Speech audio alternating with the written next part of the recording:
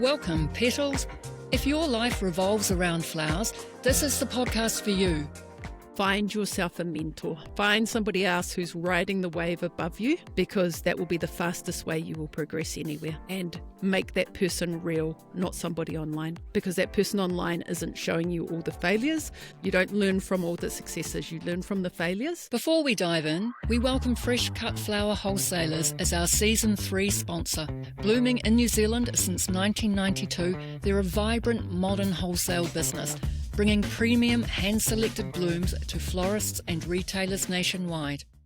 Well, hello petals, and welcome back to the podcast. It is a rubbish day here in Central Otago, but I'm thrilled to be talking to a Bronwyn from Seeds of Change. Bronwyn farms in inland Canterbury at 190 metres above sea level, and she can have a frost any month of the year, but is normally frost-free from November to March. She came to flower farming and floristry from a background in health as a dietitian, a health coach and a personal trainer. Bronwyn decided to retire at 45 and then found that she was no good at that and needed something to do. So just to make things even better, she went back to school for the 4th time to study organic production. Welcome, Bronwyn. Welcome to the podcast. Thank you. It's lovely to be here. Excellent. So before we start on how you get to where you are now, can you tell us a little bit about your current growing space, the size, I've talked about frost, but the temperature constraints and things that affect your growing? Okay, our whole property is 2 acres, and it's a very intensive 2 acres. We have a range of things. I've got over 100 fruiting trees on those 2 acres, including bananas, which I have had fruit off. 23 Canterbury. I know. And I've got 23 different types of citrus, and I love pushing the boundaries of what's possible. My jaw is absolutely dropping. 23 types of citrus in Canterbury. Yes. And I think it all started because I used to ask people, could I do something? And they'd tell me no. And then I asked that wonderful question, who had tried? Yeah. And nobody could ever tell me who had tried. Yeah. So I was like, nobody's tried, so how can they tell me no? And that's definitely where the banana story came in, because I asked somebody stupidly, can you grow bananas in Darfield? And they just laughed. And I'm like, well, why couldn't I? And because we have frosts and, we're at 190 metres above sea level, it didn't seem possible. But if you create the right environment and microclimate, anything's possible. And your microclimate will be quite different even from your neighbours, because you're growing so intensively too. Yes. And I think the one thing I forgot to take into account, which hit me like a sledgehammer last year, I've been on my property 10 years. I've created microclimates. So like when I first got the property, one of the best bits of advice I was ever given was to go out on frosty mornings with the least amount of clothes your neighbours could bear and you can bear, and walk around and find all those little pockets of warmth. Sorry, the vision that's hilarious. Gumboots and not much else as you walk around. Exactly. Sorry for people who are watching. That was me having a wee hissy fit there. Well, it could have just about been true. Find those wee bits of pockets of warm air, and they're everywhere on your property. There is little bits which you'll just walk into and they'll feel warmer. And they may feel warmer because there's a tree close by, there's, a canopy, there's an airflow because, the gap in the hedge and all those little things, and mark them and then work around them. And I think that was one of the best bits of advice I was ever given. And I now know to do that about every 3 or 4 months, because everything I do affects my environment. Trees grow, things change. And I was out there the other day and I was like, a really heavy frost. It was like minus 1.5. I know that's not heavy on your scale, but here it is heavy for like May. And I found 2 new absolutely frost-free areas, which I've never seen frost-free before. And that's just... It's such good information, though, isn't it? And it also sort of leans towards that idea of start small, learn your environment, and then move on. Because if you hadn't done that, would your bananas have succeeded if you hadn't done that? No. That's scoping out? Yeah. Wow. Yeah.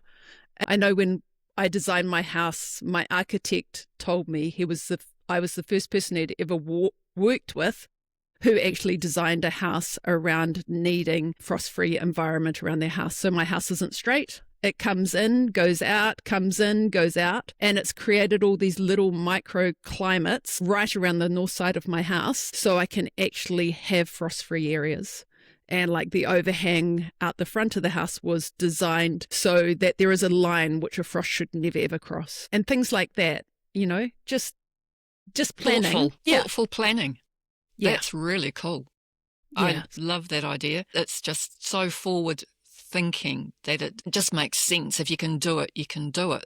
But if you can't, then as you said, go looking. Yeah, because you will be surprised what you find. Yeah. I've got to ask you, do you grow yuzu?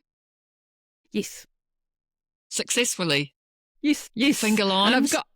I've got 3 different types of finger limes.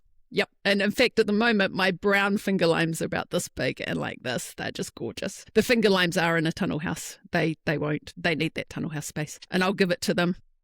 I kept my yuzu and finger limes alive for 3 years, I think, but they did not like it. Even if they were in pots so that I could move them into the tunnel house, but even that got too cold for them. Anyway, we diverge into citrus, but that's because we love growing. Can you tell me, do you focus on annuals or on perennials and shrubs? You've obviously got trees because you've created this microclimate with your fruit trees and things. Do you do a lot of annuals or is it mainly perennials?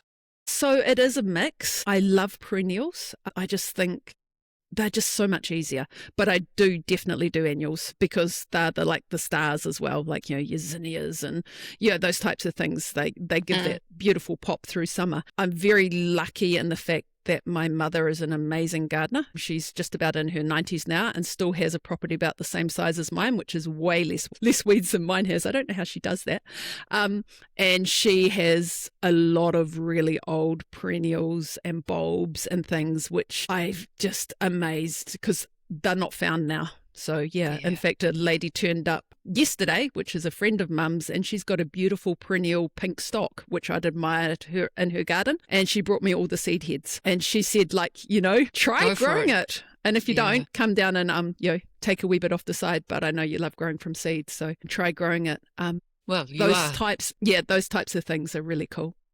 Growing from seed is your seeds have changed, but... Exactly. The perennial stock flowers when? What time is it? Spring flowered? No, well, the seeds are just set now, so they've dried now, so it has to be a summer flowering. It does? Yeah. Okay. Yeah. That'd be really interested to see how you get on with that. I'm really interested as well. She got it, she reckons, about 45, 50 years ago from an old lady down in Geraldine, and she said she's never seen another one, so... Yeah. And I did a quick search online, I couldn't see it, so... Maybe it's I don't know what I've got.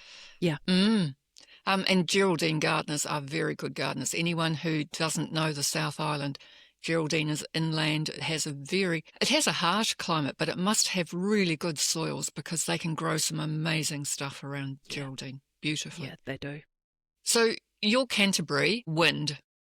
Talk to me about wind. So when we brought the section, we never had planned to build. Like, that was just completely not on our radar for one reason. We couldn't picture spending 5 years getting shelter belts up and going before we could grow anything. We walked on to this section, and on the northwest side is a beautiful macro hedge. As at the northern side and the southern and eastern side, they'd planted as well.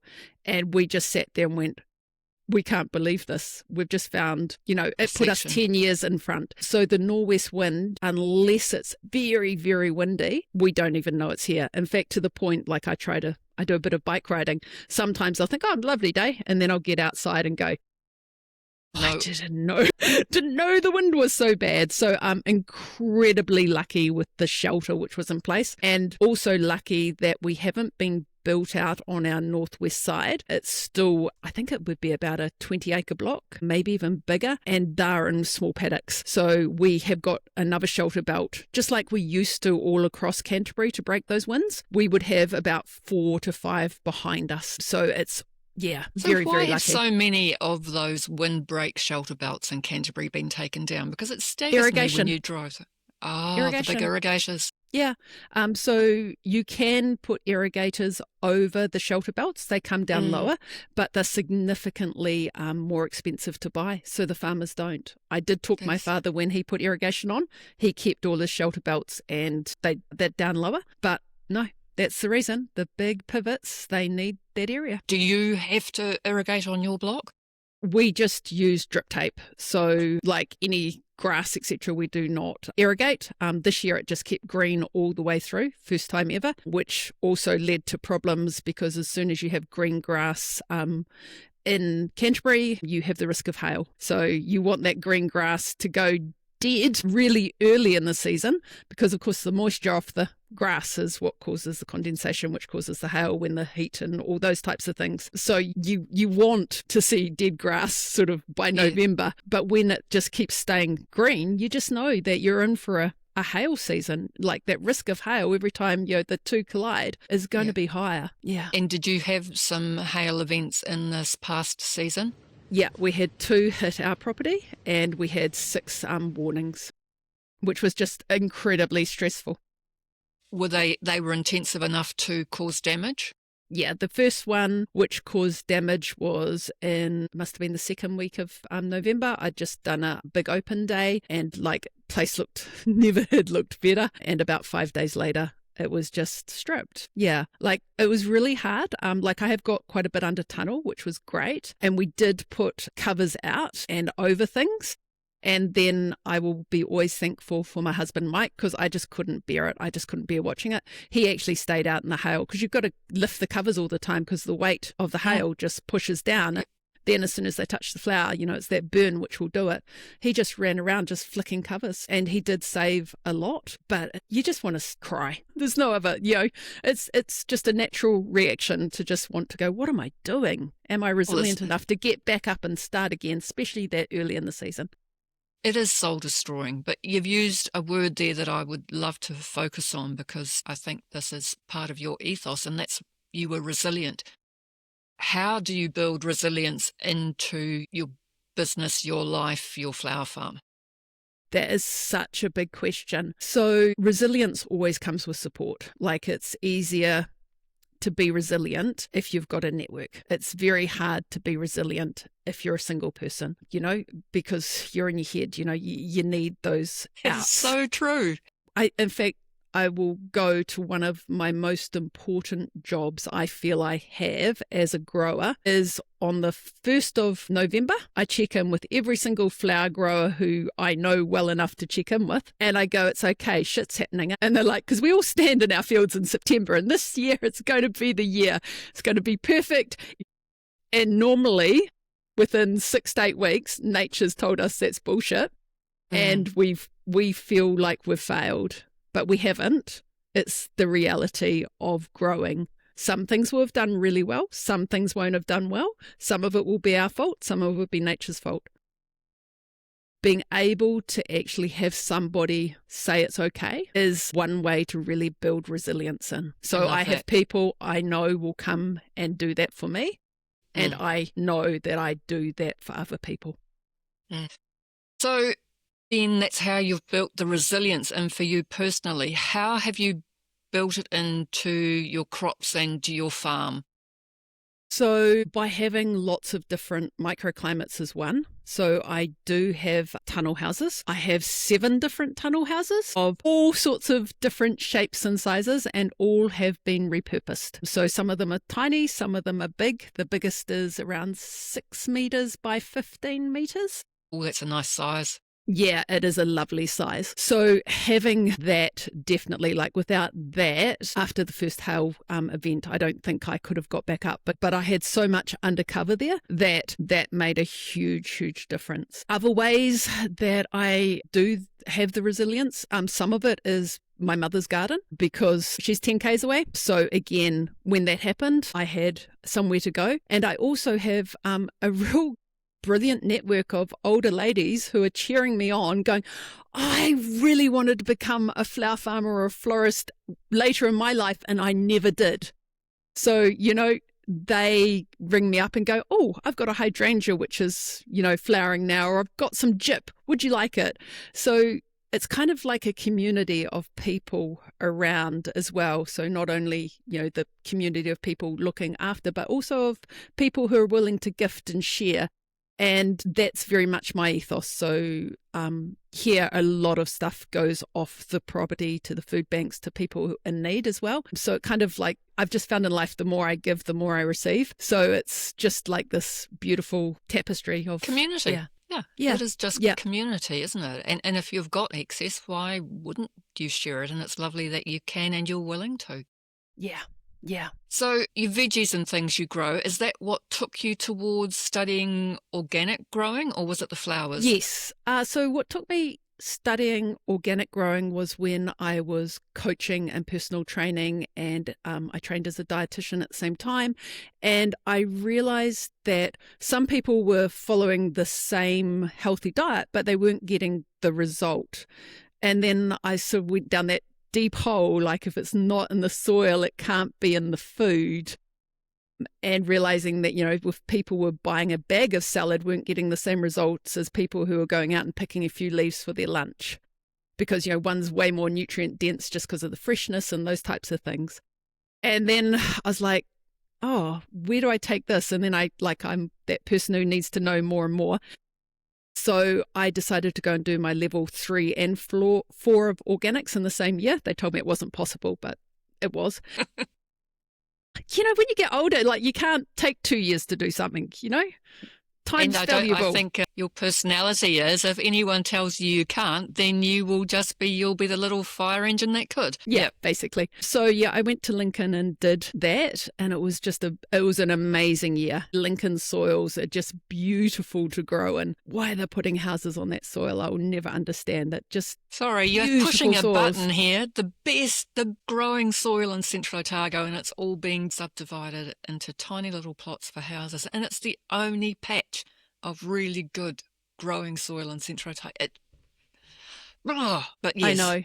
It's so short-sighted. Yeah, it makes me very sad. But I did get that year of growing in that soil and just was amazed about it and learnt so much. And then I came back and actually turned my property into a not-for-profit where I was growing food for the food banks.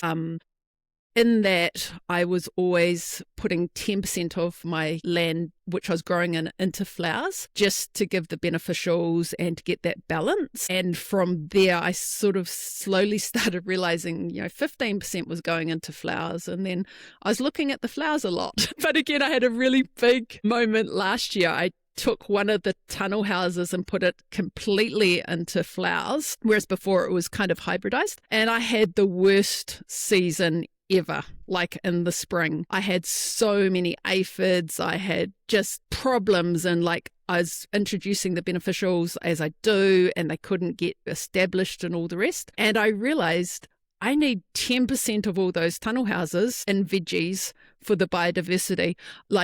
When I was growing tomatoes, I never had an aphid problem because I'd grow my garlic in the tunnel houses, a really early garlic, and I'd leave spaces all the way along for the tomatoes so they could be put in.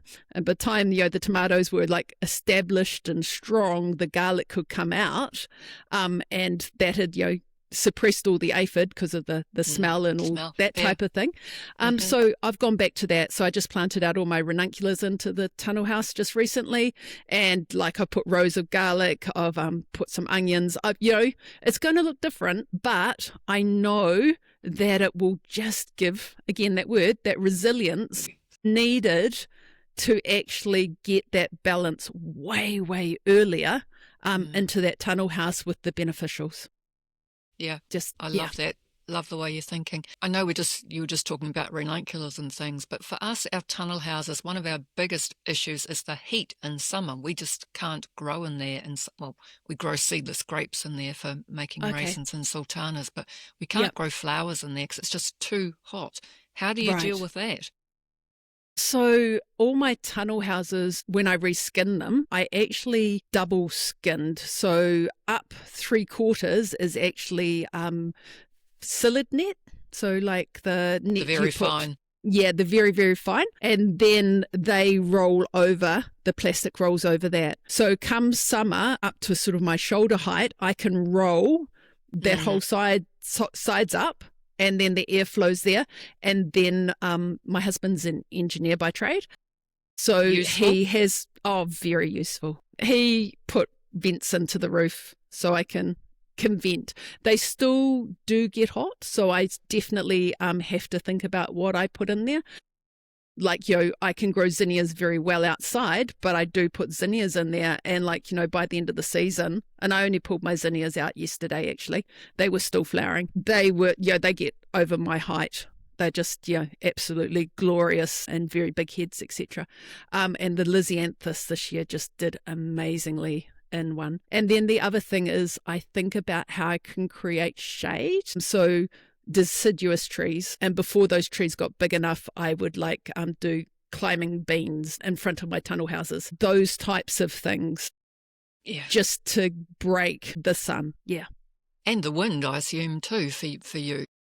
Yeah, but again, I am very, very sheltered. So wind, in fact, at this time of the year, lack of wind is my main problem. I will get heavier frosts than my neighbour. Sometimes I'll walk down my driveway and they won't even have a frost because they have got no shelter coming in from their easterly.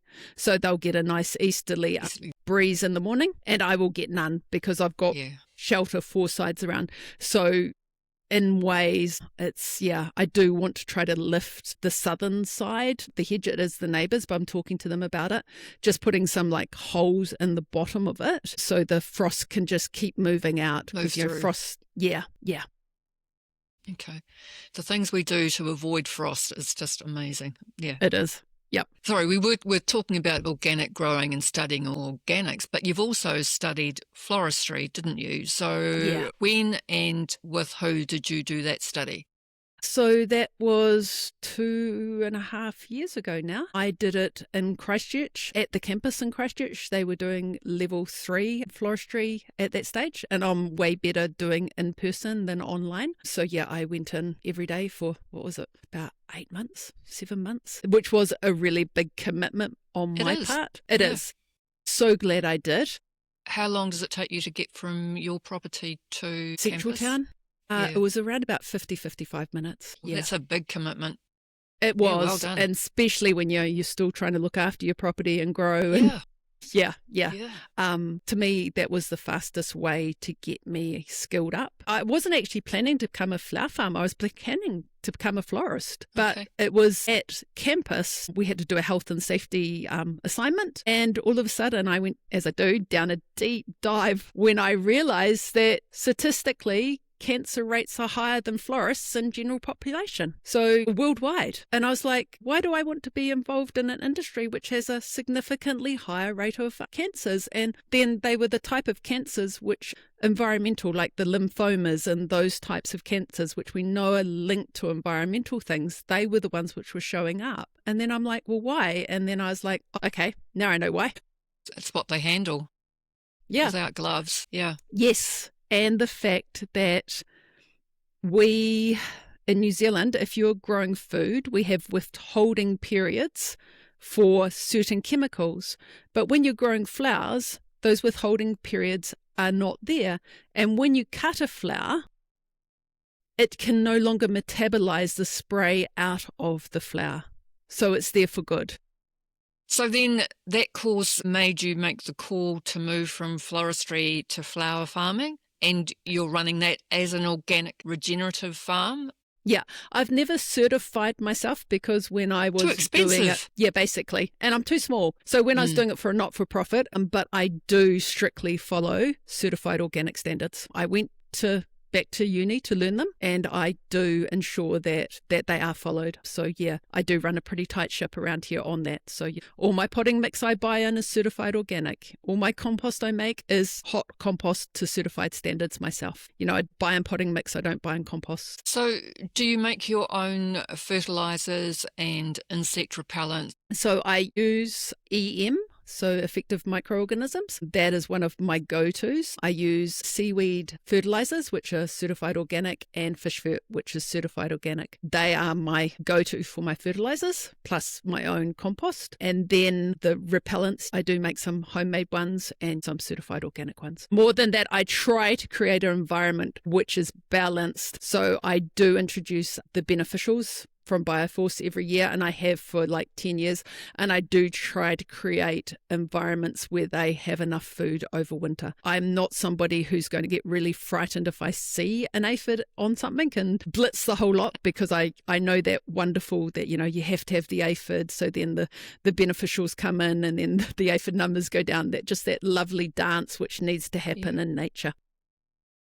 And because of your resilience with your crops, different crops and different tunnels for different times, that's going to even make that movement of your beneficials from one crop to another easier, because they'll always have something to feed on. Yeah, they do. We struggle with getting beneficials because we're so far behind everyone else that by the time we need them, I go to get them from Bioforce and they've sold out. And it's the same every year. And I tried last year. I thought, right, I'm going to buy them early, put them in the tunnel house. And no, we had a big frost come through and I lost a lot. So it's really hard.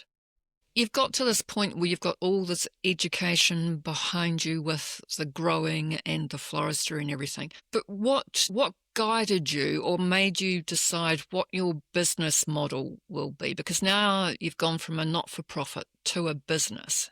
What drove your business decisions? Which was a really big mind shift. And massive. And you did say at the start that I retired at 45, and that was always a life goal, to be at the position that I could. So that financial focus is different. It's hard to explain, but it is different. Part of my business is always going to be how it can help other people. So I do run a little Bunches for Good. So I work with a few of the community members who visit people who are in need, and they always know that they can get bunches to go out for that. So that's lovely. That has to be part of it, because that's what makes my heart sing. Mm-hmm.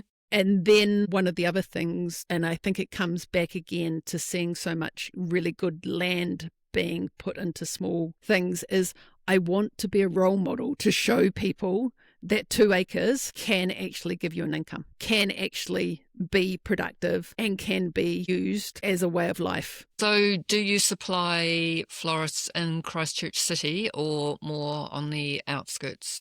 In Christchurch City and Rangiora, mainly for weddings.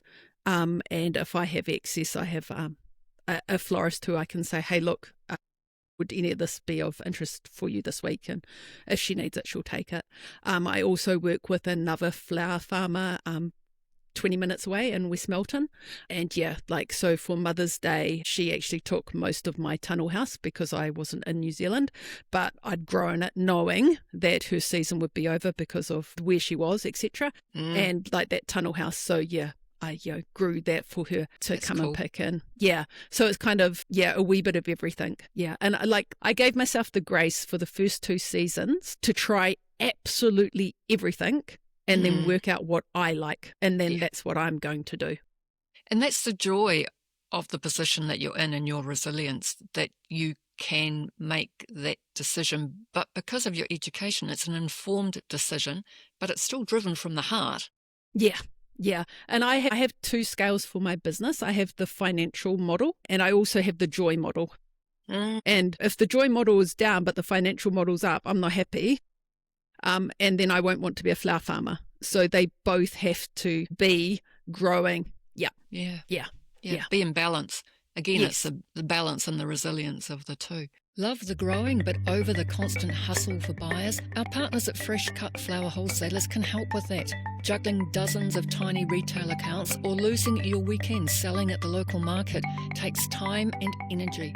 By partnering with Fresh Cut, you get instant access to florists and supermarkets nationwide. Selling wholesale means a reliable income, and the best part, you get your time back. Simplify your business and focus on what you do best, growing gorgeous blooms.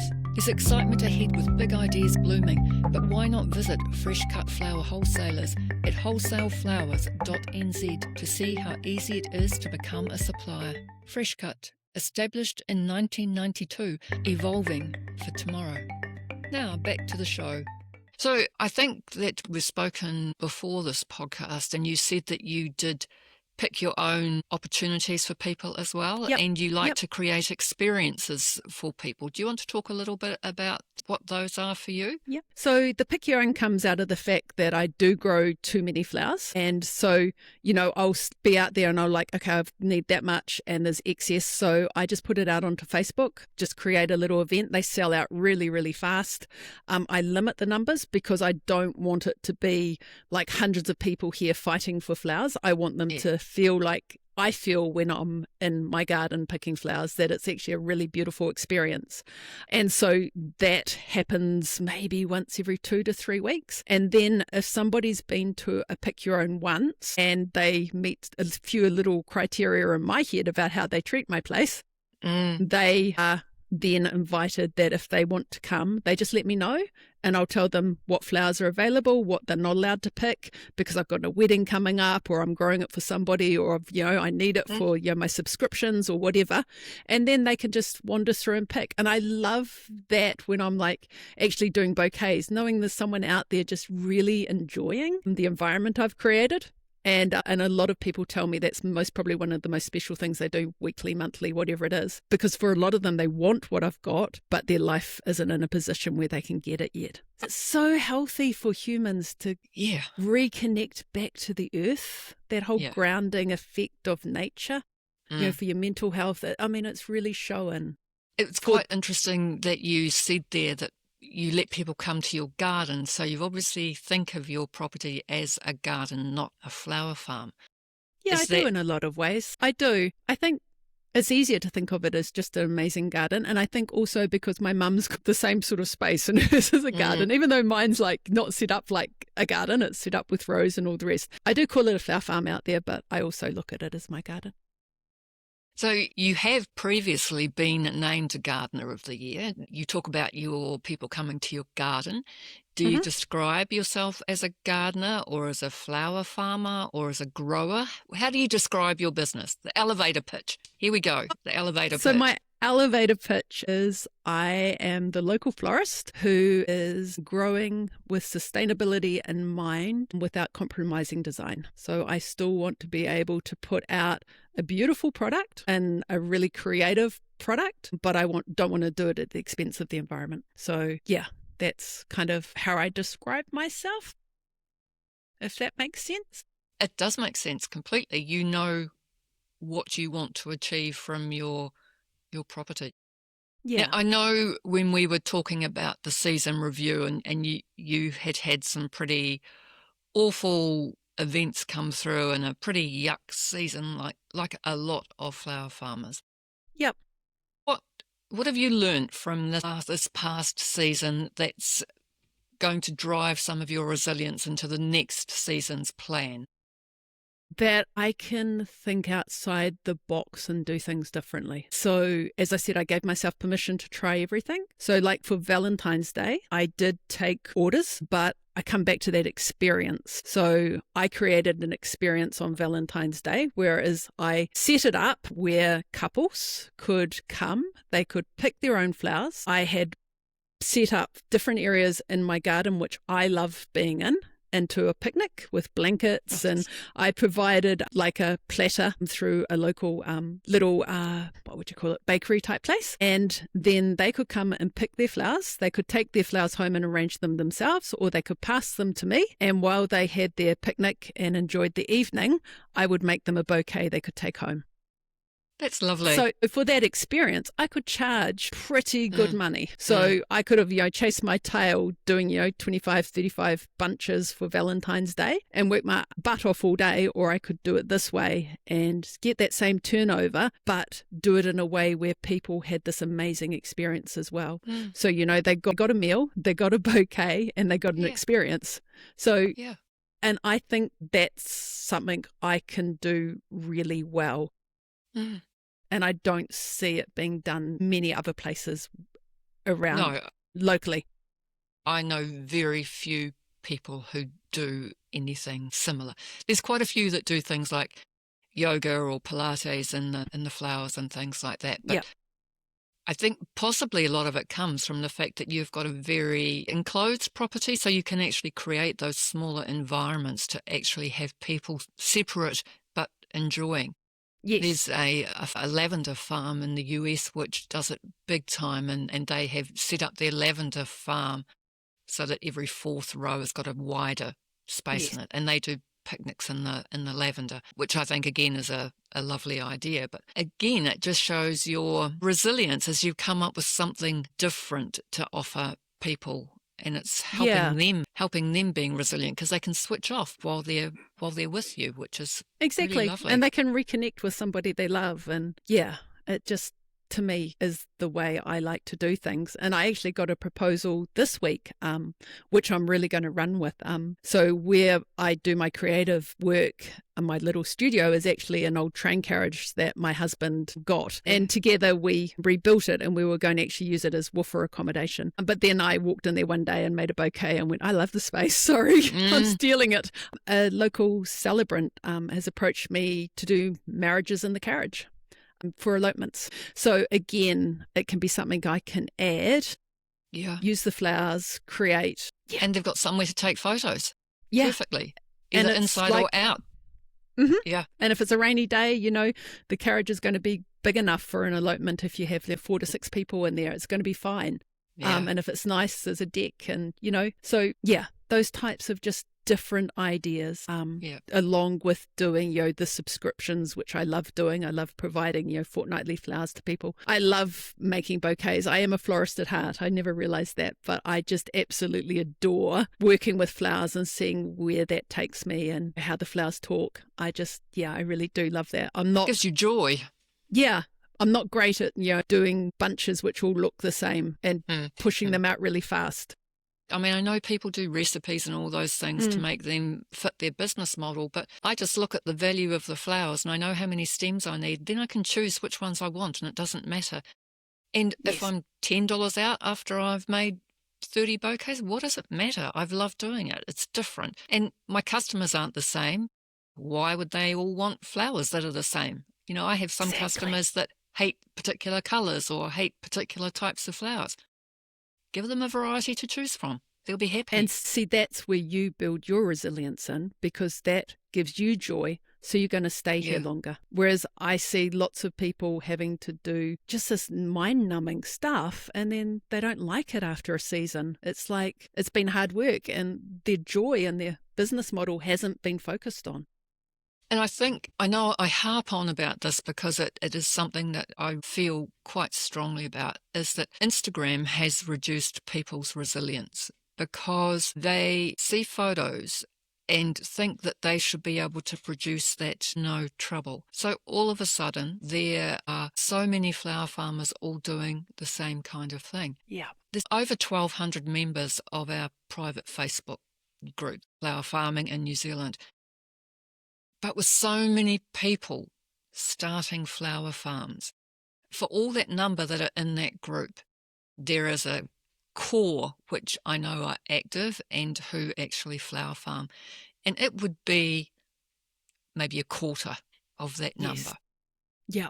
And I think like flower farming, like when I got into personal training, I remember when I was being taught, they said the average length of a personal trainer is 18 months in the business. And I was like shocked. I was like, why would you go through all this for 18 months? And I think flower farming would be very, very similar. I think the drop-off rate would be very, very high. Lack of resilience, lack of understanding the amount of work, physical grinding. Yes. Often boring work that you have to do, like weeding is tedious, but it needs to be done. It needs to be done. Exactly. Like we run on organic principles. We don't spray unless we absolutely have to. So, our digital weeding is left-hand digit and right-hand digits, and that's how we do it. Nawashi, I am the fastest with fantastic. That's all I have. A nawashi and a broad fork is my whole gardening. Don't till beds, I broad fork them. I don't use a rotary hoe. I don't use any weed matting, that microplastics. It is extra work, but I do have woofers come in and help. Oh, yeah. Yeah. So we ask for 4 hours of their time for 3 meals plus a room. And include them in the rest of our life as well outside that. But half an hour of that each day is teaching. So there'll be something in that day where we will spend half an hour to teach, whether it to be how to prune a tree, how to prick out seedlings, why I'm making compost this way, why I do this way. There'll be something in there because that is what woofing's about. It's about exchange of knowledge. And life experiences. Yes. And it has to be that balance. And we have had some amazing woofers this season, really blessed. So going into the next season, do you have a target of any kind that you want to reach or achieve? Yes, I do. So this year's target, one of them was to be involved in 10 weddings because I love weddings. I'm a romantic at heart. I really am. And I love that creativity that weddings bring and events bring. And I met my target this year. In fact, I was amazed every weekend in February, somebody wanted me to do a wedding of some description. And they're not top end. I don't care what their budget is, will work to the budget. This is what they can get for their budget. Some little, some lot. But this year I'd like to try to get that up to 15. So just another 5, just another wee step up. But that's still, I know how much work another 5 weddings is going to be. It is a lot, but it's beautiful, isn't it? Yeah, I love it is. Yeah. I love doing weddings. Yeah, so that's one. And then the other will be around, I've done 2 seasons now and I feel like I've been reasonably successful. Even this year, I doubled my turnover compared to the first year and in a really challenging season. So I feel like I've done really well. So I feel like I've got a lot of skills which maybe I can start passing on. So when I was doing the not-for-profit, I was running mentorships about getting people right from bare ground to make their own veggie gardens, and actually taking them through one whole season. I would like to do something similar around the flowers. So I'm just putting those sorts of things into my head. In all my years of growing, I've never kept a growing diary. It drives people nuts. You keep it in your head. I have key dates and then everything else happens around those key dates and it all works. So yeah, I'd have to get some out of my head onto paper. Protect yourself and provide resilience so that if you can't work, Mike can go to the diary and say, this is what we perhaps should be doing next. Yeah, maybe that's where I do need some resilience. Hey, I'll ask you a technical question just because you've had so much training. There is so much discussion about the days to flowering on plants. In your opinion, is it the day the seed is sown or is it the day the plant is transferred to the ground? I think there's so many other things which affect that. So it's day length. So in Canterbury, where I am, May the 6th is a critical day because from May the 6th, our day length is not long enough for growth. So even if we have beautiful sunny days, the day length isn't right. So even if the temperature's right, the day length isn't right. So that seed to bloom is going to be different every single time you plant it because of the other environmental things around it. Yeah. So I think having a simplistic view of if I plant it here and get it there is really too simplistic because it will happen at certain stages. It might happen at spring, but if you're then succession sowing, you'll know that your first one will take longer to bloom than the one in the middle of summer. Yeah. So it's interesting for people who are doing succession growing.